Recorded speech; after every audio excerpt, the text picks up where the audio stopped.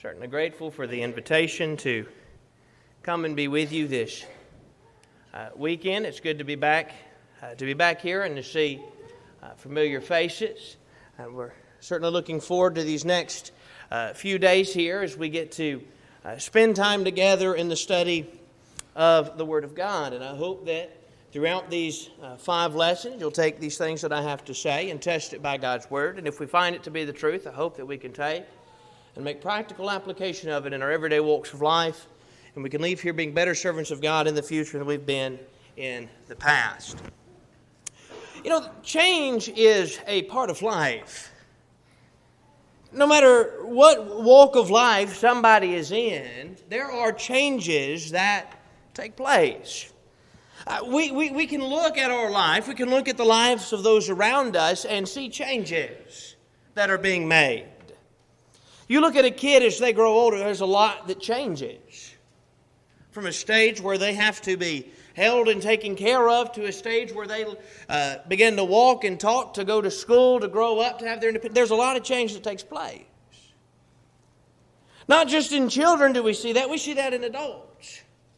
As adults, as we gain experience in things, there are things about us and how we go about things that change. I want you to think about the workplace for just a minute. If you are working a job and you've got 2 people working the same job, and one's been at it for 3 years and another's been at it for 33 years, that one that's been at it for 33 years is going to know and have changed a lot. You expect more out of that individual than the one that's been at it for 3 years. They haven't had the time to learn. But as that one has that 30 years more experience and he's changed, he's learned a lot. Change is part of life. We see it in many areas. But not only is change something we see, let me suggest to you that change is a necessary part of life. Now we're going to look in a minute at the fact that it's necessary spiritually, but it's necessary in life just as a whole. We said a moment ago that children change from a young age to growing up, or adults as we gain experience. You expect to see some changes, some maturity. You expect to see a difference. Again, going back to our illustration, between the worker that's been there 3 years and 33 years. Change is necessary. We should be working and improving at things. That's true in every walk of life, but it's particularly true in the spiritual life. We're either changing for the good or for the bad. But spiritually, we're never standing still. If we spend very long not working towards improving, we're going to begin to digress. Change is part of life, and we need to be working for the good change and growing spiritually as Christians. And as we grow and as we mature, that's a good change that's made. Change is part of life. Well, let me suggest to you that throughout the Bible, there are a number of characters that, as we look at, they make some changes, some for the good and some for the bad. Some were doing what was right and then fell away. Others were not doing what was right and then came to serve God. But there are many Bible characters, as you turn throughout the pages of the Scriptures, you find that have made some kind of change in their life. And there are a lot of lessons we can learn from these characters and looking at their life and what they were and what they became and what led to that change. So over the next 3 days, as we study together, what we want to explore is some character changes. Some Bible characters who made some very drastic changes in their life. And then we want to look at what it was that led to those. And as we look at these things that led to them making changes, it can either, if we realize we're not in the right condition, help us realize we need to change. Or even if we're serving God faithfully, it can help strengthen us and help us to grow stronger as we look at these things. So what we want to do is we want to look at 5 characters, but one of these is a group of characters who made some kind of change and what it was that led them to make such a drastic change in their life. So this evening we want to talk about somebody that changed from being wise, who then became worldly, who then became wise again. That's Solomon. Lord willing, tomorrow evening we want to talk about somebody who went from denying the Lord to dying for Him. That's Peter. Talk about one that was on the verge of suicide and then obtained salvation. That's the Philippian jailer. Those that were the crucifiers of Christ to becoming Christians. That's the group of characters, about 3,000 on the day of Pentecost. And then one who was a persecutor of the church and of the faith, who then became persecuted for the faith. That's the Apostle Paul. And what we want to do is we want to take a look at each of these characters and those changes they made in their life and what it is that led them to make that. And then take those things that they did and realize there's some application for you and I to improve in our life. What we want to do in each of these studies is we want to take a look at each of these descriptions of them. So, for example, tonight we want to look at Solomon, and he's described as wise. And then there's a time where he's worldly, and then he comes back, and then we'll come back and look at what caused that change. Let's begin this evening as we talk about from wise to worldly to wise. And Solomon, let's begin by talking about the fact that Solomon was very wise. Go to 1 Kings chapter 3 with me. Go to 1 Kings chapter 3. In 1 Kings chapter 3, this is where God comes and asks Solomon what it is that he would have. God told him to ask of him and to give it to him. Look at beginning at verse 3. Solomon loved the Lord, walking in the statutes of David his father, only he sacrificed and made offerings at the high places. And the king went to Gibeon to sacrifice there, for that was the great high place. Solomon used to offer 1,000 burnt offerings on that altar. At Gibeon the Lord appeared to Solomon in a dream by night, and God said, "Ask what I shall give you." And Solomon said, "You have shown great and steadfast love to your servant David my father, because he walked before you in faithfulness and righteousness and in uprightness of heart towards you. And you have kept for him this great and steadfast love, and have given him a son to sit on his throne this day. And now, O Lord my God, you have made your servant king in the place of David my father, although I am but a little child. I do not know how to go out or come in. And your servant is in the midst of your people whom you have chosen, a great people, too many to be numbered or counted for multitude. Give your servant, therefore, an understanding mind to govern your people, that I may discern between good and evil, for who is able to govern this your great people?" Now here, as God comes and asks Solomon, "What is it you would have me give you? You ask and I'll give it to you." Solomon could have asked for many different things. In fact, verse 11, God said to him, "Because you've asked for this and have not asked for yourself long life or riches or the life of your enemy, but has asked for yourself understanding to discern what is right, behold, now I will do according to your word." Here, God comes and asks Solomon, says, "Ask and I'll give it to you." You've heard the illustration before, he was given a blank check. That's what Solomon in reality had. "Ask and I'll give it to you." And Solomon says, "Give me wisdom, that I can learn how to guide your people." And because of that, God gave him wisdom, and he gave him those other things. The long life as long as he would serve him. He gave him the life of his enemies, and he gave him riches. But Solomon here, when God comes and says, "Ask and I'll give it to you," he says, "Give me wisdom." And then throughout the life of Solomon, we see that wisdom exemplified. Go down to verse 16 of the same chapter with me. Verse 16 now. "Then two prostitutes came to the king and stood before him. The one woman said, 'O my lord, this woman and I live in the same house, and I gave birth to a child while she was in the house. Then on the third day after I gave birth, this woman also gave birth, and we were alone. There was no one else with us in the house, only we two were in the house. And this woman's son died in the night because she lay on him. And she arose at midnight and took my son from beside me while your servant slept, and laid him at her breast, and laid her dead son at my breast. When I rose in the morning to nurse my child, behold, he was dead. But when I looked at him closely in the morning, behold, he was not the child that I had born. But the other woman said, No, the living child is mine, and the dead child is yours. The first said, No, the dead child is yours, and the living child is mine. Thus they spoke before the king." Now we'll pick up in verse 23 in a moment. But you take this situation here. These two women come before the king and they say, we each had a child, and one's child has died. And the one whose child has died comes and takes the accusation is she's taken the living child from the other woman and laid him next to her, and then took her dead child and laid it next to the other woman while she slept. And you can imagine they're arguing back and forth here. And no, it's my child. And the other says, no, but it's my child. The living child is mine. And Solomon here is going to have to try to discern between them. This is what he said, verse 23. Then the king said, the one says, this is my son that is alive, and your son is dead. And the other says, no, but your son is dead, and my son is a living one. And the king said, bring me a sword. Now, if you pause for just a second in the story, and you're not familiar with what takes place next, when you read that for the first time, you're probably thinking, why do you want a sword? What are you going to do with it? He says, bring me a sword.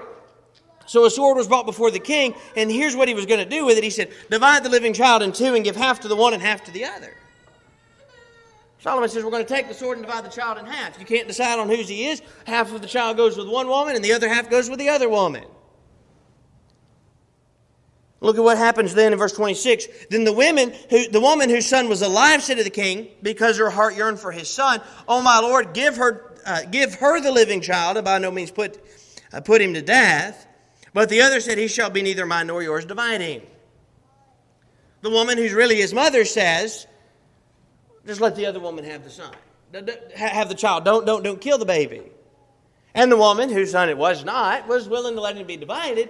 And the point is, Solomon here shows great wisdom in this situation where he knew the mother who really loves this child is not going to let anything bad happen to it. The other one, she didn't care enough to stop him. And so he said, give the living child to the first woman, verse 27, and by no means put him to death. She is his mother. Now we're looking at that story here just simply for this point. This story here where they come and are arguing before Solomon, he by asking for the sword to divide the child, shows wisdom and understanding and discerning between them. He knew that the woman that really loved the child, the one whose child it really was not going to allow any harm to fall that child. It shows us the wisdom of Solomon. But not only does that story show us the wisdom of Solomon, just one chapter over in 1 Kings chapter 4, and in verse 29 beginning, it says that his wisdom surpassed that of all the people of the east and all the wisdom of Egypt. Look at verse 29 of 1 Kings chapter 4. And God gave Solomon wisdom and understanding beyond measure, and breadth of mind like the sand on the seashore. So that Solomon's wisdom surpassed the wisdom of all the people of the east and all the wisdom of Egypt. For he was wiser than all other men. And so here it talks about Solomon's wisdom. It's greater than that of the people of the east. It's greater than the wisdom of Egypt. The people of Egypt were known for their schools and teaching and their wisdom. And it says Solomon's wisdom's greater than theirs. It's greater than that of the east. In fact, there are those, as you read in the Bible, that would come from far and wide to hear of the great wisdom of Solomon. So we look at that to say and understand Solomon was somebody with a lot of wisdom. Described as far greater than all other men in verse 31. But then there's a time in Solomon's life that Solomon goes from being this man with his great wisdom to there's a time he's now living a worldly life. Go to chapter 11 of 1 Kings. There was a time this wise man then shifts from being wise to being worldly. Look at 1 Kings 11 beginning at verse 1.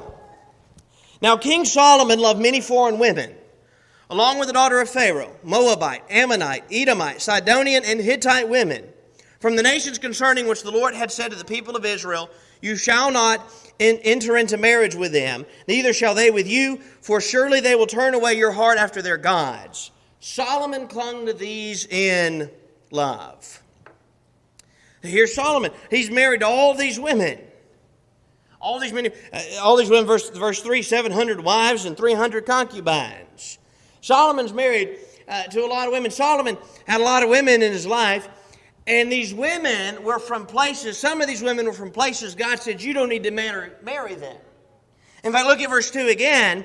He said in verse 2, you shall not enter into marriage with them, neither shall they with you, for surely they will turn away your heart after their gods. Exodus 34:16. That's where that's taken from. It says, and you take of their daughters for your sons, and their daughters whore after their gods, and make your sons whore after their gods. And what he said was, you don't marry the people of the land. If you do, your children are going to go after their gods. And the Bible says in verse 2 that it's those women, the ones from those nations which God said do not marry. It's from those that Solomon clung to, verse 2 of 1 Kings 11, in love.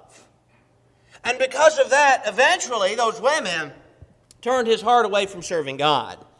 It said in verse 3, he had 700 wives who were princesses, and 300 concubines, and his wives turned away his heart. Solomon had a lot of wisdom. We already saw that. And in spite of that wisdom, there came a time where he let others pull him down, and he turned away from serving God. His heart had turned from God, according to verse 3 of 1 Kings 11. He's no longer in the right relationship with God. He's living a worldly life.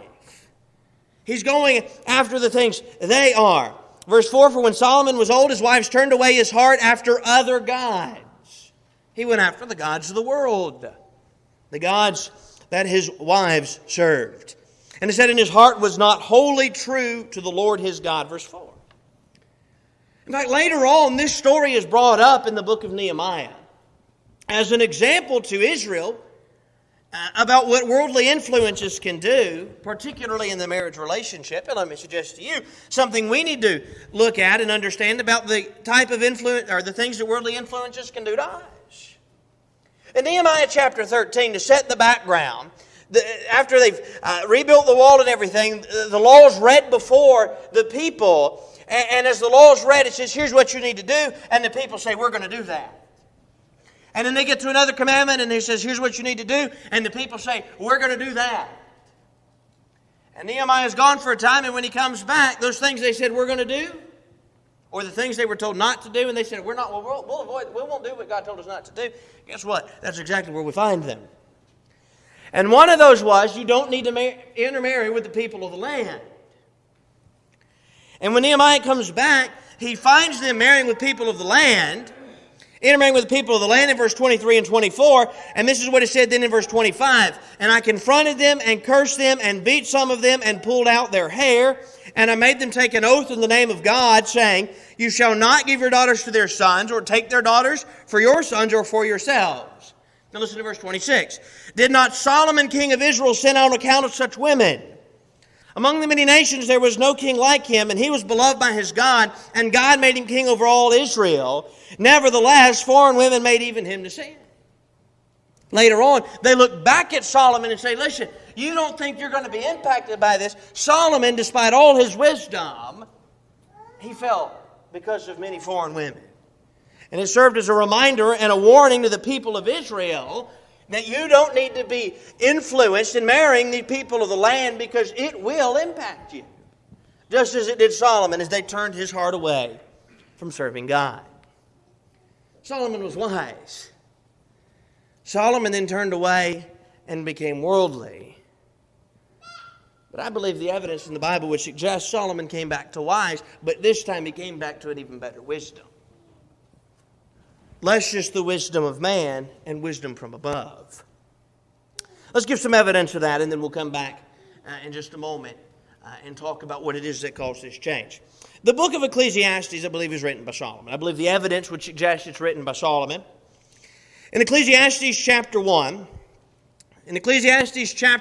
and in verse 1 it says, the words of the preacher, the son of David, king in Jerusalem. In verse 12 he said, the preacher have been king over Israel in Jerusalem.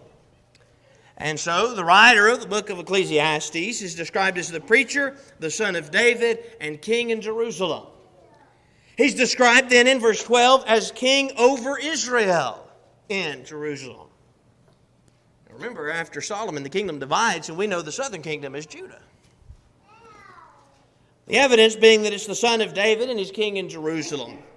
And here's one with great wisdom, and there's even more evidence that time would not permit us to go through this evening, which suggests that the book is written by Solomon. But now, not only does the book seem to be written by Solomon, it appears that this book is written near the end of Solomon's life. It appears it's written by near the end of Solomon's life. There's some debate as about who the writer is and when the writing takes place. And again, we don't have time to go through all that this evening. But many of those who believe Solomon wrote the book believe that he wrote it near the end of his life. That this is the perspective of somebody that's older looking back at mistakes that were made.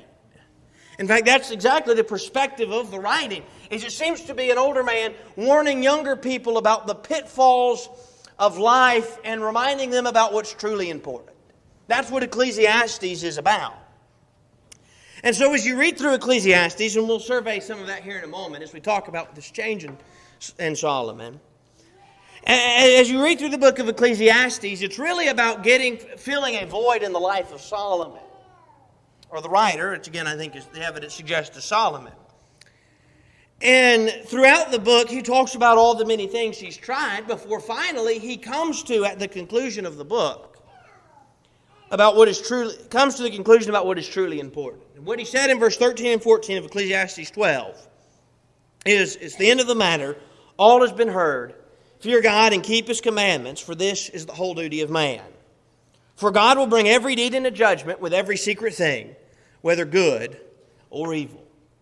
And so if Ecclesiastes is written at the end of Solomon's life, and I believe it is, then it appears he's come back to serving God because after a time away he's realized here's what's truly important. What it is that in this time I've been missing. And so with that in mind, and I believe the evidence again suggests that Solomon comes back to serving God. He was wise, but he had an earthly wisdom. He then turned to become worldly, but now he's come back to a wisdom, a far greater wisdom, that's described as wisdom from above, according to the book of James. And so Solomon went from being wise to being worldly to being wise. But let's spend the rest of our time this evening talking about that change from wise to worldly to wise. Mostly that second change. What made that good change to come back in the life of Solomon? But before we get to that, let's talk about the first change, and that is going from being wise to being worldly. What caused Solomon to make his first change? Well, what made him go from being wise to being somebody that was worldly is he let women pull his heart away. Look at 1 Kings 11 again. 1 Kings 11 and in verse 3, he had 700 wives who were princesses and 300 concubines, and his wives turned away his heart. Nehemiah 13, 25 through 27, again, we saw it a moment ago.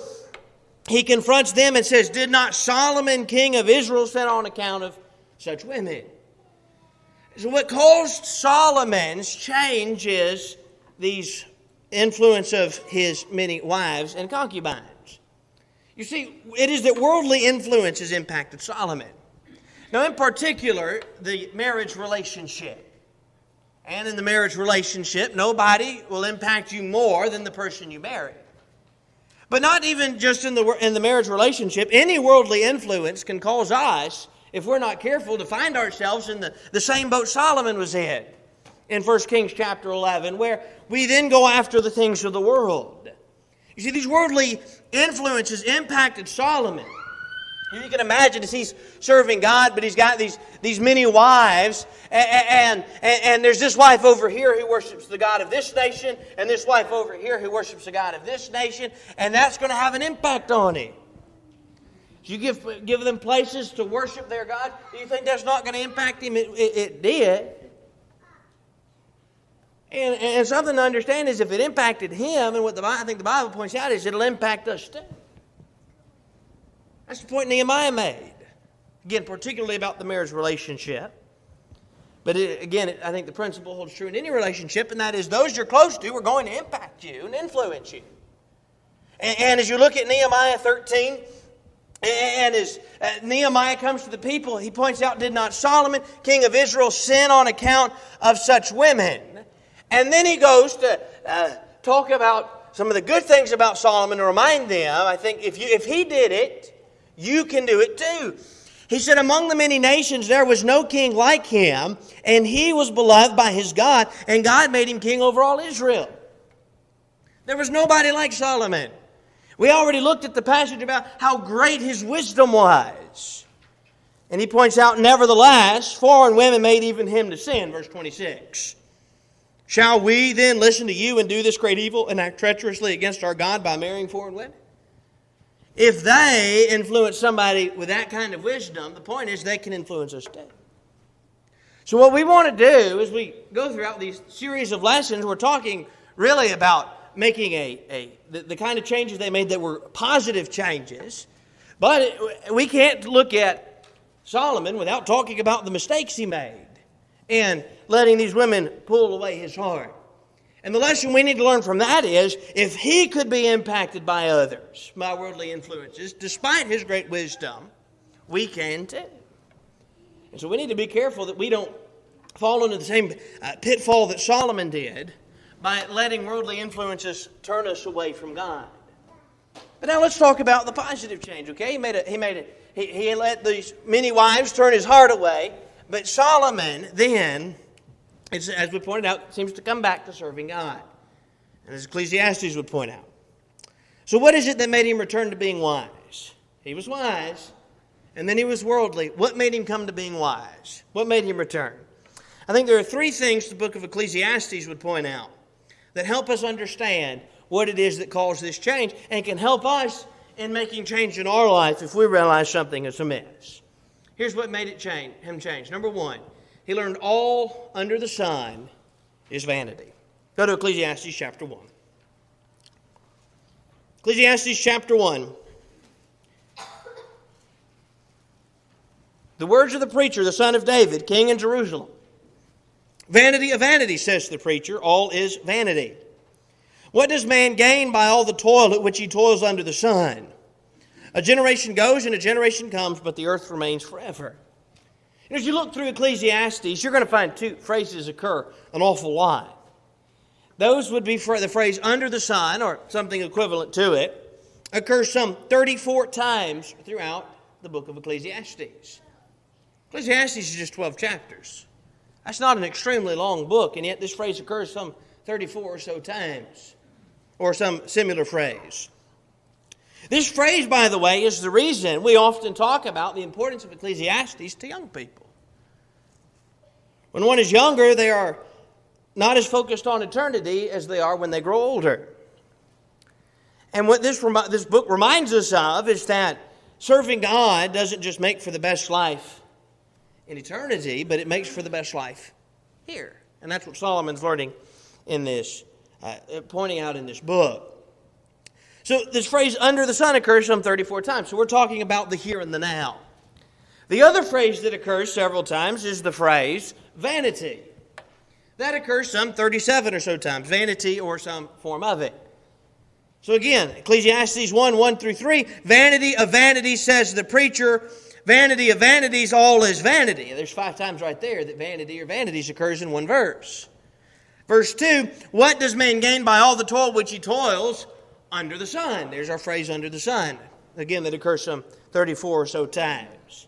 So that's what's under consideration, is that which is under the sun. And Solomon says that these things are vanity.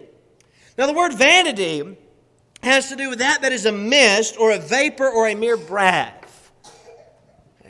We're probably more familiar with that idea of a vapor or a mist from the passage in James about our life being like a mist. And when we go to that passage, we say it's life but a vapor, it's here and it's gone. And what Solomon's pointing out in Ecclesiastes is, look at all the stuff under the sun. It's like a vapor. It's here and it's gone.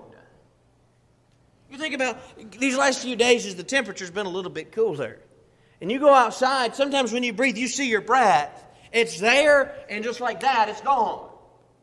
And we often use that illustration to talk about life, but again, that's what Solomon says everything here is. That is, everything in this life is temporary.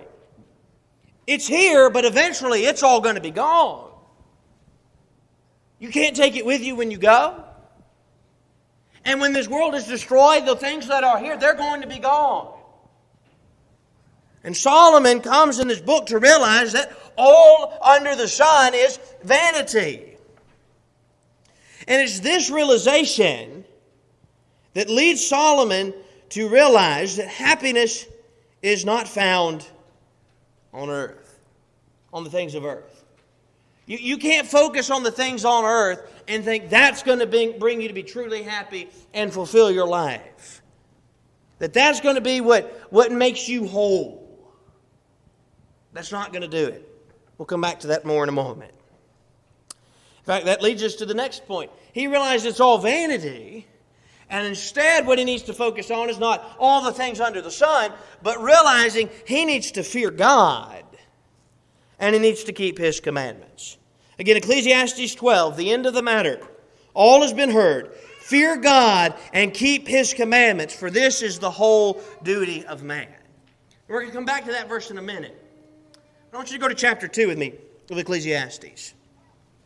Before we get to talk about his grand conclusion, let's understand Solomon looked for happiness in anything and everything.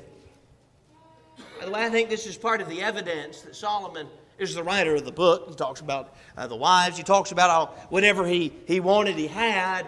And we'll look at that in a moment. I think that's some more evidence that Solomon's the writer of the book because of how wealthy he was and the kingdom was in that day. But the point is that Solomon looked for happiness in anything and everything. And as you go throughout Ecclesiastes, he's going to point that out. You can remember it with 5 W's. And the first of those is, he said he tried to find happiness in wine. That is, he's using it as representation for pleasure. Look at Ecclesiastes 2 and in verse 3. I said of laughter it is mad, and of pleasure what use is it? Go down to verse 10. And whatever my eyes desired, I did not keep from them. I kept my heart from no pleasure, for my heart found pleasure in my toil, and this was my reward for all my toil. In verse 3, we read verse 2, he searched what is pleasure. Verse 3, I searched for my heart how to cheer my body with wine. So as you look at verses 2 and 3 and you look at verse 10, he talks about trying to cheer it with wine, and he talks about this pleasure. If there was something he thought he'd find pleasure in, he tried to use it to find pleasure. He did whatever he could to try to find pleasure in life to fill that void that he found there. See, I said a moment ago, something's missing. That's really where we go from Ecclesiastes 1 to chapter 12, verses 13 and 14. Something's missing chapter 1 through really chapter 11. And he's coming to the end and say, here's what it is that's going to fill that void in life. And he said, I tried everything to fill that void. He said, I tried wine. I tried things for pleasure in chapter 2. Go down to verse 8 now. He said he tried women. I also gathered for myself silver and gold and treasures of the king and provinces. I got singers, both men and women, and many concubines, the delights of the sons of man. Go back to 1 Kings chapter 11, and in verse 3, he had 700 wives and 300 concubines. Solomon says, you know what, I didn't find pleasure in the wine, so I thought maybe I'll find pleasure with the women. And so he has all these wives and concubines. And you know what he concluded? He didn't find the pleasure to fill that void with that. He said he tried wealth. Look at verse 6 through 8 now of chapter 2. I made myself pools from which to water the forest of growing trees. I bought male and female servants and had slaves who were born in my house. I had also great possessions of herds and flocks, more than any who have been seen before me in Jerusalem. I also gathered for myself silver and gold and the treasures of the kings and provinces. You can recall that in the life of Solomon, silver became as common as rocks. Think about how common it is to see a rock. And that's about how seeing silver was in the days of Solomon because of how wealthy they were. How much they had. Solomon said, I tried wealth. I thought maybe if I just accumulate more and more and more material things, maybe that will fill the void in my life. It didn't. We'll come back to that again in a moment.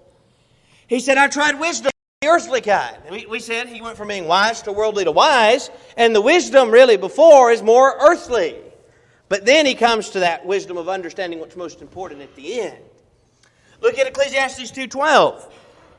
So I turned to consider wisdom and madness and folly, for what can the man do who comes after the king? Only what has already been done. He said, I tried wisdom. Wine didn't help women. Wealth, those didn't fill the void. So I tried earthly wisdom. And then he says, I tried work. In verses 4 through 6, he said, I made great works. I built houses and planted vineyards for myself. I made myself gardens and parks and planted in them all kinds of fruit trees. I made myself pools from which to water the forest of growing trees. He said, I tried work. I mean, you have in the day of Solomon, they built the temple and other great works that are being done. Solomon says, I thought, well, maybe if I fill my life with work, maybe that will fill the void in my life. Solomon says, I tried wine, I tried women, I tried wealth, I tried wisdom of the earthly kind, and I tried work. And you know what he concluded?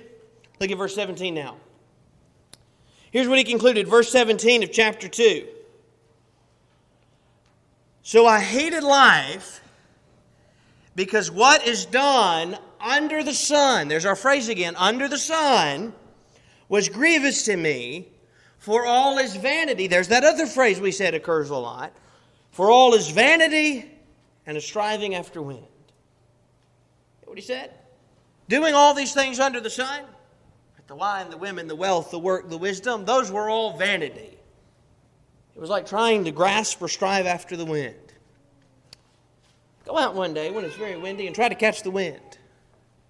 Take a jar with you. Take something. Try to catch the wind.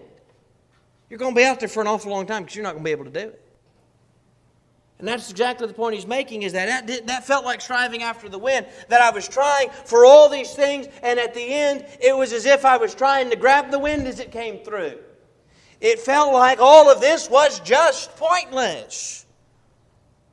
He said, that's why he said, I hated life, because what was done under the sun was grievous to me, for all is vanity and striving after wind. What Solomon has said is, I tried everything for happiness, and what I found was it was all temporary. It was like trying to grab the wind. It's all going to be gone. Well, now you come to the end of the book. And here's the statement that is made. The end of the matter. The end of the matter. This is the conclusion. All has been heard. Fear God and keep His commandments. For this is the whole duty of man.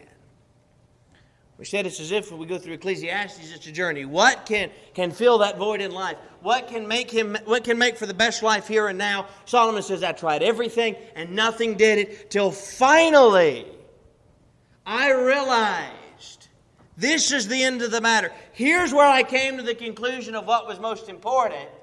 Fear God and keep His commandments. That's what's most important. He said, for this is the whole duty of man. Now, if you look at your Bible and it uses italics, you'll realize that word duty is in italics. It means it was added by the translators. More literally, it would be translated this way. Fear God and keep His commandments, for this is the whole of man. Or he's trying to figure out what makes for the best life here. What fills that void? That's what makes man whole. That's what makes for the best life here and now, he concludes, is fearing God and keeping His commandments. That's what makes for the best life. And it's this realization that leads Solomon to change and to come back to serving God, because this is what's truly important. It's not all these material things. It's about fearing God and keeping His commandments. Why did Solomon change? Well, he returned to being wise because he realized all under the sun is vanity. It's all temporary. He realized that fearing God and keeping His commandments is the whole of man. That's what would make him whole. And finally, he realized God's going to judge us. Look at verse 14 of Ecclesiastes 12. For God will bring every deed into judgment with every secret thing, whether good or evil. So Ecclesiastes is really about what makes for the best life here. And what we just looked at in verse 13 is pointing out what really makes for the best life here and now is serving God. That's what makes man whole. But it's not just that it makes for the best life here and now. He's going to point out alongside this that fearing God and keeping His commandments is what's going to make for the best life in eternity, because we're going to stand before God in judgment. That's why he said in verse 14, to fear God and keep His commandment, for God will bring every deed into judgment. Every deed. 2 Corinthians chapter 5 and in verse 10, another passage we're well familiar with, where a similar point is made in 2 Corinthians 5 and in verse 10, where it says, "For we must all appear before the judgment seat of Christ, so that each one may receive what is due for what he has done in the body." The deeds that we've done, we're going to be judged by that. Not only is it every deed, he says it's every secret thing. That thing somebody did and they thought they got away with. And maybe no man ever caught them. God knows. That will be brought into judgment. But not just the good thing, not just every deed and every secret thing. He says it's both the good and the evil. The good deeds and the evil deeds. The good things done in secret and the evil things. Those will all be will be brought up in judgment. We'll give an account for every one of those. And so what Solomon says is you need to fear God and keep His commandments, because that makes for the best life now, but that makes for the best life in eternity. And our goal is to be with Him, with God forever someday. You see, this is what leads Solomon to change. He realized all under the sun is vanity. Everything here is temporary. He realized they weren't going to bring true fulfillment, but only serving God and keeping His commandments could make him whole. And he realized God's going to bring every deed into judgment. And so the conclusion is, we need to fear God. We need to keep His commandments. That's the change in Solomon. He was wise. He had great wisdom, as we saw. But there came a time, despite his great wisdom, that Solomon was worldly. He was serving the gods of this world. He was focused less on serving God and giving himself wholly to God, and on pleasing his wives and concubines. But thankfully, I believe, as we saw, that the evidence would suggest that he eventually repented. And he came back to being wise, but the wisdom this time was far greater than the wisdom before. Because it was the wisdom from above about that which is truly important. And that is, we need to fear God and keep His commandments.